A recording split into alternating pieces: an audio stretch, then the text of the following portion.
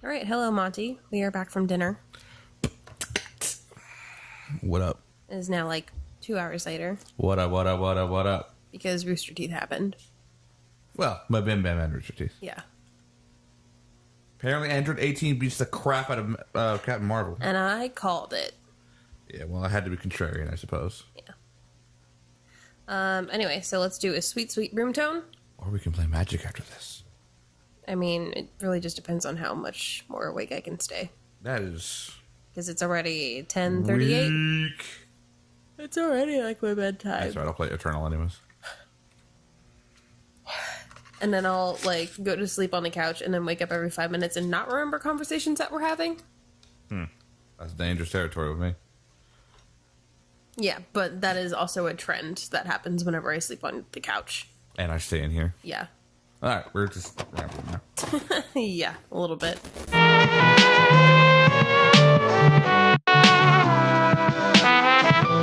Alright, you ready over there? Alright. I'll go ahead and do a countdown. Well, I'll clap and do a countdown because it's been a bit. 3, 2, 1. Not talking about D&D anymore. That happened a lot off camera. Yeah. So, Miranda. Yeah. And we're doing Miranda's mission here. Yes. From what I remember, she has some of her past creeping up to catch her. And Yeah. She has her sister. yes, her sister. I'm sure she's trying to protect the And her sister. dad's a dick. Well, whose isn't, right? Well, I mean, when you have genetically modified your children to be perfect, you feel a sense of entitlement. Air quotes, children? Air quotes perfect. Damn it. Eclipse mercenary gunships. They'll be dropping troops in the cargo areas.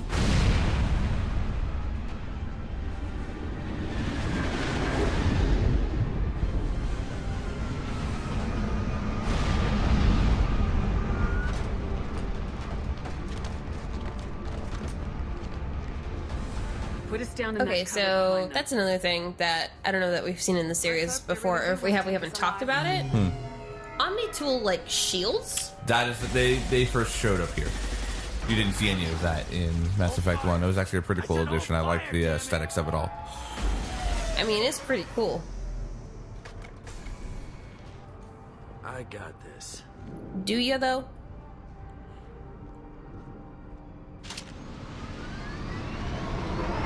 Should have kept the ship, homie. Yet I trust you know who I am. Yeah, they said you'd be in the car. You're the bitch that kidnapped our boss's little girl. Kidnapped. This doesn't involve you. I suggest you take your men and go. Think you've got it all lined up, huh? Captain Inyala's already moving in on the kid. She knows about Niket. He won't be helping you. Did you? You're not getting Miranda's sister. I didn't even investigate. It'll go bad You don't need to. You already Nope. know what's going on. You know what needs to be Captain done. Inyala ordered us to give you one chance to walk away. This whole time we've been talking, my men have been lining up shots. When I say the word, we unleash hell on your squad. So I suggest you walk away nicely, unless you want things to Fuck yeah, I did.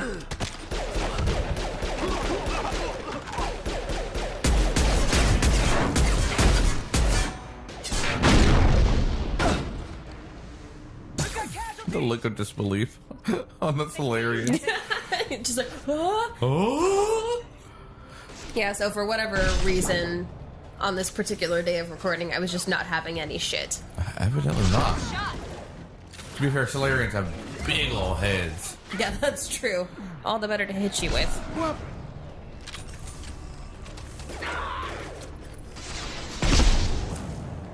Oh, he ain't walking up. No. He ain't walking away from that one. Especially not getting incinerated after the fact. Yeah, well, who doesn't, right?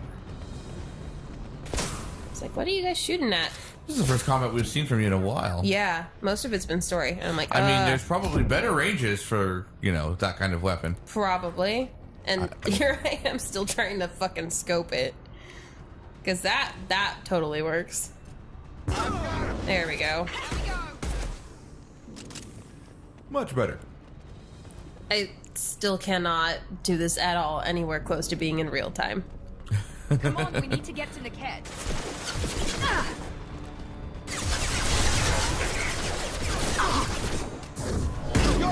Wow.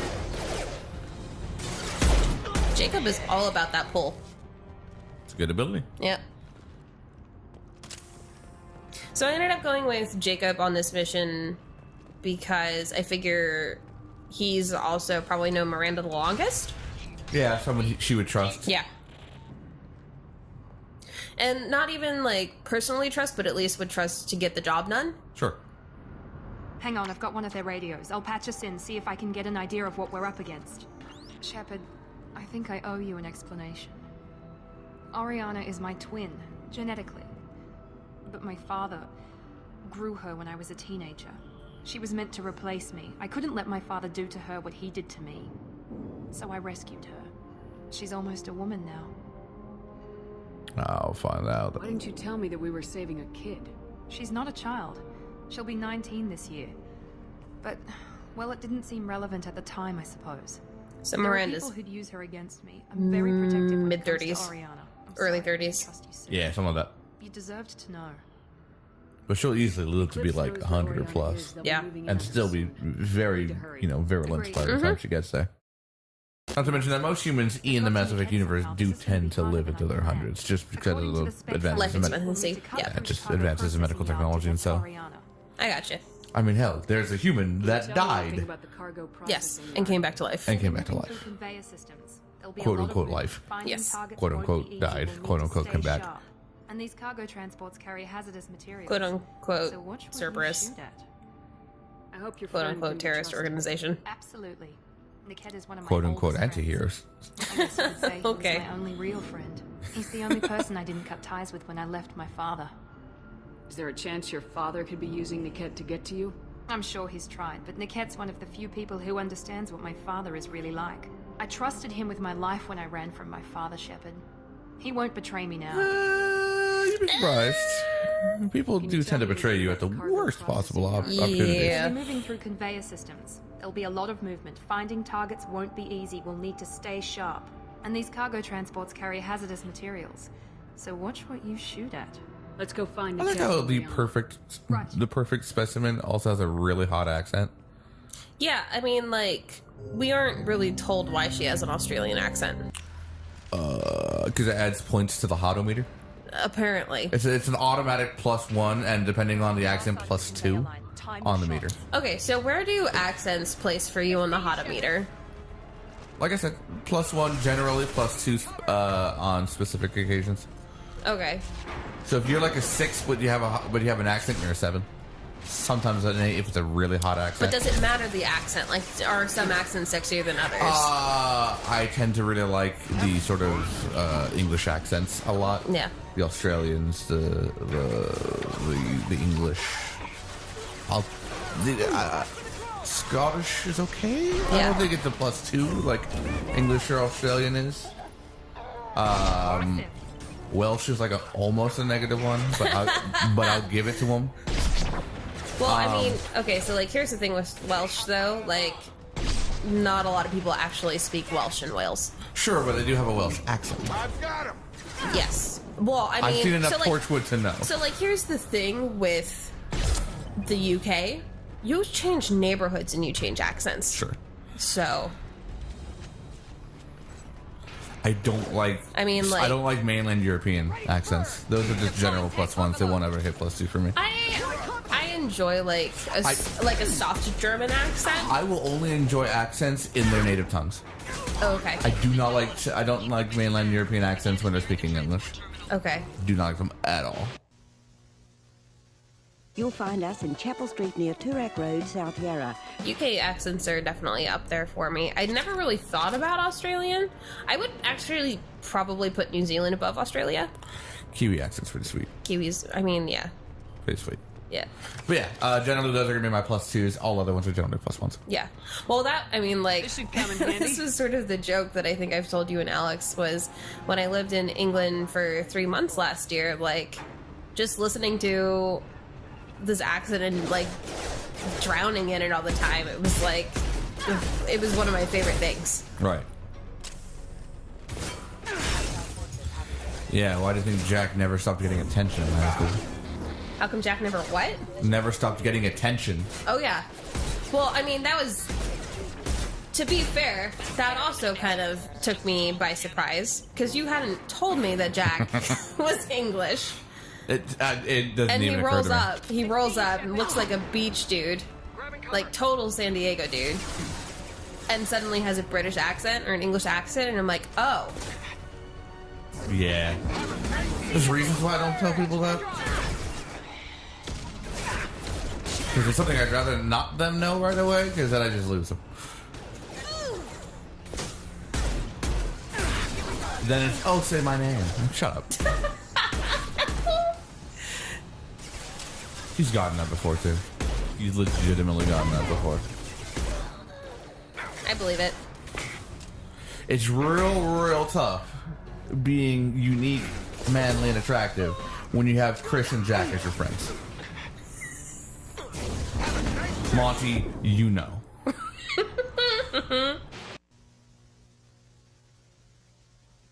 Rough, to say the least. I was never Javier growing up. I was Chris's friend. Yeah.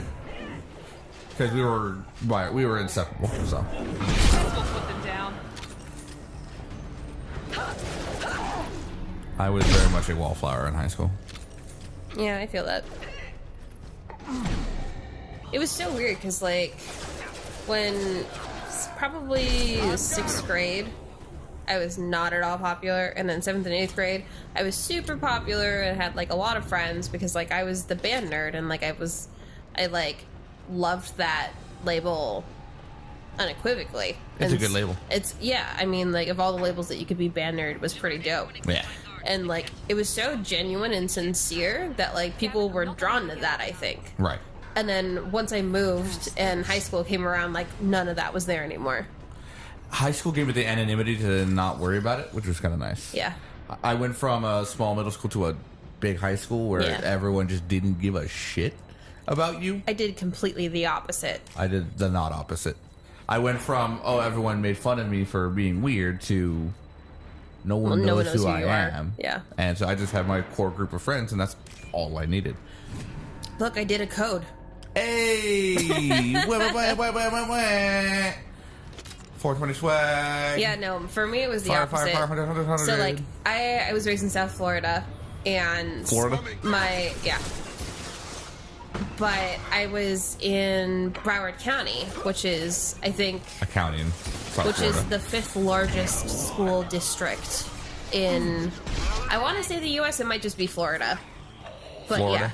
yeah, my graduating class, had I gone to high school, would have been probably over 1,000. Jeez. Like, it would have been redonk. I think mine was pretty big too, but I don't know how Whereas my graduating class at the high school that I went to on the peninsula here in California was 360. much. Yeah, I can't remember how big mine was. It was pretty large, I think, though. I mean, we filled up an entire collegiate stadium, so. Sports arena, if you will. Yeah, for us, we got, there was another tent high in school. a field. Yeah. Am I right? No. Okay. We actually got an auditorium. Nice. There's one school in my high school district that actually had like a professional theater attached to it, and so all the school district graduations happened there, I think. Just on different days and different times. Yeah, ours was at a sports arena. It was pretty sweet. It was huge. It was a whole production. I was like, I saw you, asshole. Get back here. Miranda was not kidding about a lot of moving parts. But high school was pretty sweet for me. I just kept my head low and kind of just did my own thing. I discovered YouTube in high school. I think we all discovered YouTube in high school. Near the end of my high school career, though. Oh, 09. for me, it was a little early on. I didn't get super into YouTube until college, though. Yeah, I got super into YouTube in 09. I can tell you exactly when and why. Incoming. YouTube Live, 2009. For me, it was spring 2010, because maybe fall 2009, whenever Michael Jackson died. Oh, yeah. So, like, this is gonna sound weird, but, you know, on Facebook going around, there was this really, really cool cover by a guy named Sam Sui. where he recorded himself 8 different times and it was all cut together. So it was like 8 copies of him that were singing this medley together. And I thought that was so dope. Did he used to roll with Kurt Hugo Schneider? Roll with who? Kurt Hugo Schneider? Yeah. Kurt and him are buddies. Yeah. I think Kurt was the producer at the time. Yeah, I mean, Kurt's produced, like, every, like, backup singer grade singer that went through YouTube went through Kurt. Yeah. And, like, when you go to the movies now, there's, depending on where you go, there's the Coca-Cola commercial. And he's not even the like, Kurt's there, but it's actually... But it's Sam and the other guys. Sam, yeah. Yeah. But he's just off on the side, which I think Kurt kind of... I think that was sort of his gig. Yeah. I don't think he ever really wanted to be the main guy. No. I think he was much more comfortable in the producer role. I feel like Kurt has more fun doing stuff behind the scenes. Yeah. Like... He produced a Zelda piano medley. Did you ever see that? So choice. Yeah. And then around that time, I think I also started getting into PewDiePie. Oh, PewDiePie. Oh, how the far mighty, you have come. Oh, how the mighty have fallen. No, that's when I first discovered, interestingly enough, music. When I first discovered Beardy Man. Oh. She performed at YouTube Live. I gotcha. I fell into Beardy Man. Ah. He's half the reason why I beatbox nowadays. I got you. And well, then, you can't just say, well, now I beatbox and not sample your beatboxing. I'm not going to beatbox right now. You were doing it before. Yes. Monty, you should insert that beatboxing clip here. What up? I like to beatbox with a purpose and not to showcase skills. But then after that, I think the biggest thing that got me into YouTube was Pockets of the face. After that, it was Ray William Johnson and Equals 3. Yep. That's a huge one. I got into that at the very end of it, like right before he left too. I got into it like episode 6. I watched every didn't one of know Ray for Ray. I knew Ray because of Anna Akana. Yeah, well, I knew Ray for Ray. Yeah. And then after that, Brandel Floss was like I would say a medium-sized draw into YouTube after that. But I'd say the biggest and most influential YouTube sort of suction cup that caught me was Achievement Hunter and Rooster Teeth. Those are... Yeah, I never got super into Rooster Teeth or Achievement Hunter. I mean, they've come a long way. Like, from the stuff that I've seen of Rooster Teeth now, like, they've super stepped it up. They're the most successful internet-based production company, period. You think? They have the longest running web series in history. Oh, I guess Red v. vs. Blue has been running for 15 years. Okay. Achievement Hunter just celebrated their 9th... That's before YouTube even existed. 3 years. Yeah. They predated YouTube by like 3 years. Season 2 was I think they were halfway through season 2 by the time YouTube became a thing. Okay. And they made the conscious decision to jump to YouTube. But at the same time, they also started developing their own website where they were doing their own hosting. Okay. Because, like, when I think production companies nowadays, like, that have come from YouTube, like... Maker, yes, but also, like, what the Green Brothers are doing? Yeah, sure. Like... SciShow and Crash Course and Vlogbrothers and I mean that is all them under one blanket production company as far as I know. Right, and I mean there's Maker, which has like Polaris, and all that. Yeah. There's which is now Disney, but yeah. I mean that's a feat in and of itself. Yeah. I mean, Disney... Being bought out by Disney isn't something like... They didn't sell out. No, this is no, that's an upgrade, my friend. The biggest media company in the world deciding you're worthwhile. Yeah, you're worth hanging on to and throwing money at. And so, I mean, that's what happened to Rooster Teeth, I want to say, like a year and a half ago, 2 years ago. They got picked up by Fullscreen. Yep. And Fullscreen owns a couple of other sort of major production groups as well. But even then, Rooster Teeth is slowly becoming its own major... Because, I mean, like... MCN. They're putting out movies. Yes. Like Laser Team. Laser Team 2 is finished. Laser Team 2 is in post-production, and they have a horror film called Bloodsport in the works as well. Because I know they had just announced it. Yeah. They have the most successful web series. They have several. I mean, Ruby is an extremely successful anime. Like, they have the full like distribution in Japan through Warner Brothers. Wait.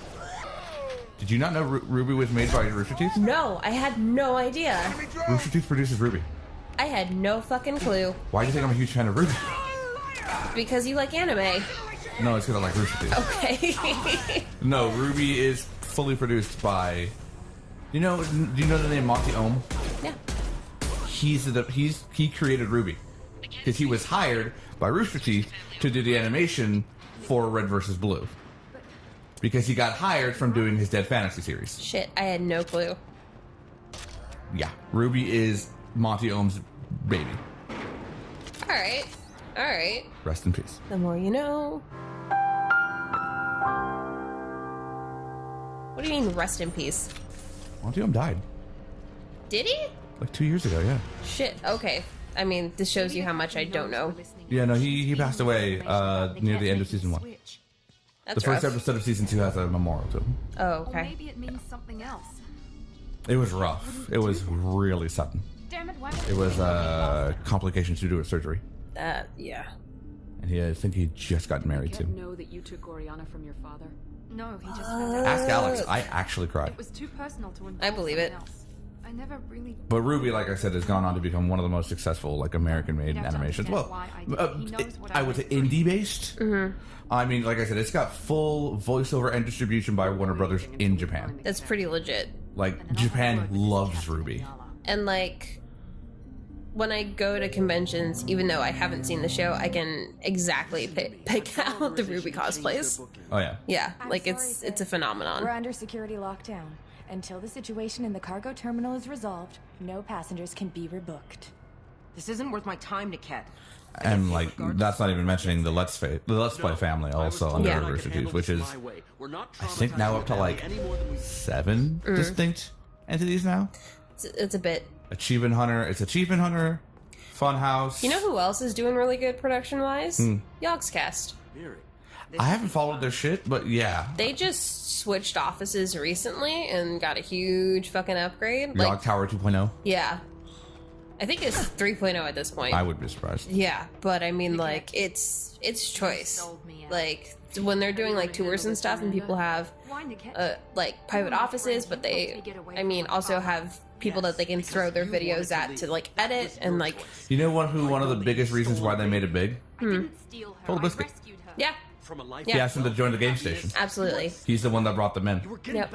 And Total Biscuit was brought in from Husky StarCraft. Yes, oh my god, I And haven't Husky heard... StarCraft fell off the face of the planet. Yeah, he did, now that you mention it. He hasn't done Because, like, anything. he was friends with Rowan Day 9. Come on, Niket. Let's finish this bitch off and get Also, outta that here. blew my mind when I figured out Ro played video games and wasn't just an internet celebrity chef. Or does Cerberus I didn't know really she let you played whore video around Yeah. the I know she fell asleep during the initial Diablo 3 stuff. Oh, She did a video with her, Dodger, Jesse, and someone else. And Husky. Was it Husky? Yeah. I don't remember. I didn't watch it, but all I know is that like halfway through at like 4 o'clock in the morning, she fell asleep. Yeah. And you could hear her snoring over the mic. I mean, like, you can't blame her for that. No, I couldn't. No one could. I'm the only one who knows. Which means that you're the only loose end. This isn't how I wanted it to end, Niket. And Miranda, wait. there we go. You don't want to do this. This has to end here, Shepard. My I father. liked her. I liked Husky StarCraft, but I think the beginning of the end for him was when he showed up on the Game Station podcast. I'll tell him that you hid her. He was like, I want to say episode 7 Oh. of like the Game Station podcast with Done. it was Total Biscuit and I believe Dodger was on it. I think Yeah. Jesse was on it. I think that's Probably. they That still seems have- like the crew. that is the crew now. I don't know if that was originally the crew. I mean, is it... Are we sure it's even still the crew now?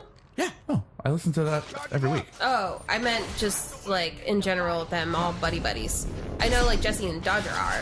Yeah, we'll talk. Yeah, they're all still. Okay. I don't know if they hang out with Husky StarCraft at all, but No, I mean... no, Jesse, Total Biscuit, like Total Biscuit just came back from CoxCon. Yeah. I mean, the three of them, they still do the co-optional podcast, and so they're still huge friends. And I And the remember, animations are hilarious. yes. And so when Husky was on, he was just mad. he was a really bad guest, to the point of everyone else on the podcast openly said so. Oh, rough. Yeah, he wasn't very contributing. He didn't really talk much. He wasn't engaging. He was just a bad podcast guest. And I think that ruined his confidence, and he just stopped.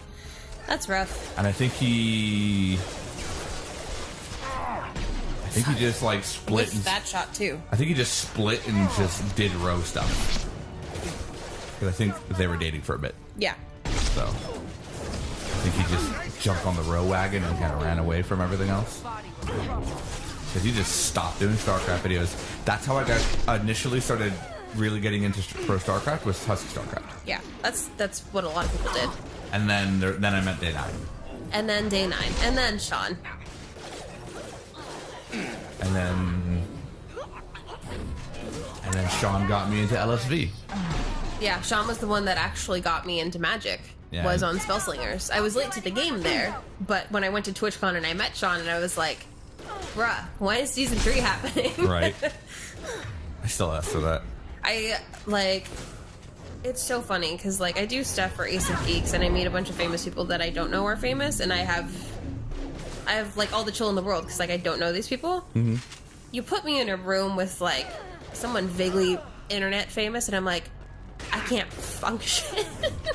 Like, so Felicia Day put out an autobiography, like, 2 years ago. Mm-hmm. Have you read it? No. Okay. I can't read. I just memorized the letters and kind of what they mean. Okay. Well, anyway, so there's a story that she includes in her book about meeting the original actress who played Uhura, Nichelle Nichols. Mm-hmm. And the way that she framed this story was the same way that I react whenever I meet anyone vaguely famous that I admire. And that is, I could have handled that. ask how they're doing, and when they smile, be like, oh, I don't have any other follow-up questions. Hi, how are you again? Right.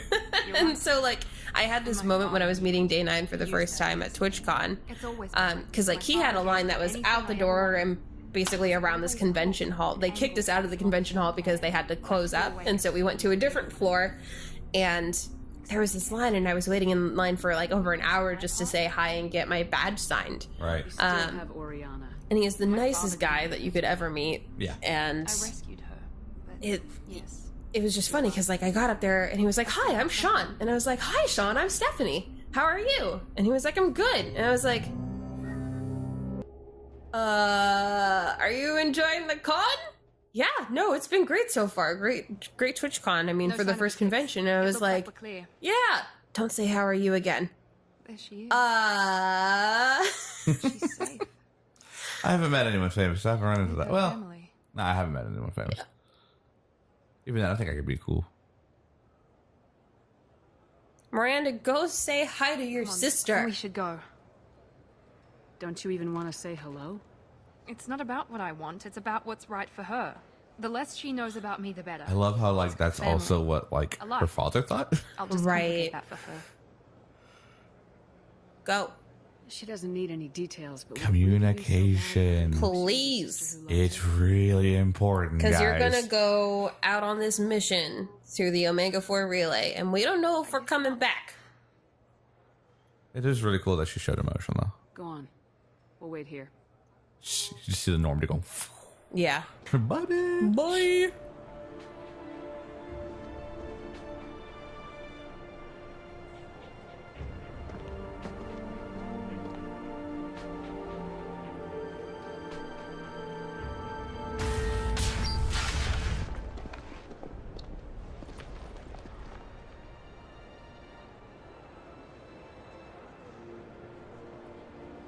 Aww. I just saw them. Hey, it was really cute. Miranda. So not only did we did a whole episode of Tangent, Yes. but ended on a Well, sweet I mean, point. because, like, what are you gonna do when we're talking about combat? Just be like, oh, nice headshot. Oh, you whiffed that for the entire 20 minutes. Yeah, but we also talked over exposition and dialogue too. So I mean, that's just what this maybe we're HVC just is bad becoming. at this. maybe we're as good as your headshots are. We're hitting the mark like 50% of the time. Maybe that's so.